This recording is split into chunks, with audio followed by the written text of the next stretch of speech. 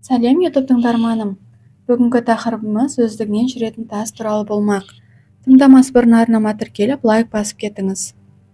Американың Калифорния штатындағы өлім алқабы атты табиғи қорығында өздігінен жылжитын тастар бар.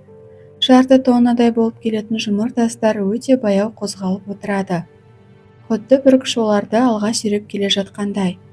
Құмның үстінен олардың жылжып отырған іздерін аңғаруға болады.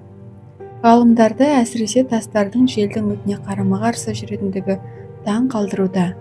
Бойына жан біткен тастар туралы алғашқы деректер 1950 жылы пайда бола бастады. Аяқсыз қозғала беретін тастардың бірі осы уақытқа дейін 900 метрге дейін жылжыған. Бұл өлім жазығы алқабы жер бетіндегі ең ыстық жер. 1913 жылы ауа температурасы 57 градусқа дейін барған екен. Ал қалыпты температура жазды күні 46 градус болса, қыста 0 градусқа дейін түседі. Өлім жазығымен жүріп өту үшін көп адам тәуекелге бел буа бермейді. Сондықтан да 25-30 килограммдық тастардың қалай жылжитыны белгісіз. Ғалымдар да бұған 20 ғасырдың басынан бері бас қатырып, қатты дененің неліктен қозғалатыны ғылыми түрде әлі де дәлелдей алмай келеді. Кейбіреулердің пайымдауынша, әлгі тастар жер бетіне мұз қатып, жел соққанда жылжиды. Алайда топыраққа қалай із қалған?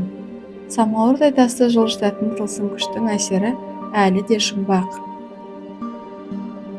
Бұл жердің өлім жазығы деп аталуы да жай емес. 1849-1850 жылдың қысында алқаптан өтіп бара жатқан алтын іздеушілер тобы адасып, бірнеше апта шөл далада жүргеннен кейін топтың бірі қайтыс болды. Бақыттарына орай қалғандары құтқарылды. Содан бері меден дала адам шошырлық атқа ие болыпты. Егер әңгімеміз ұнаса, каналыма жазылып, лайк басып кетіңіз.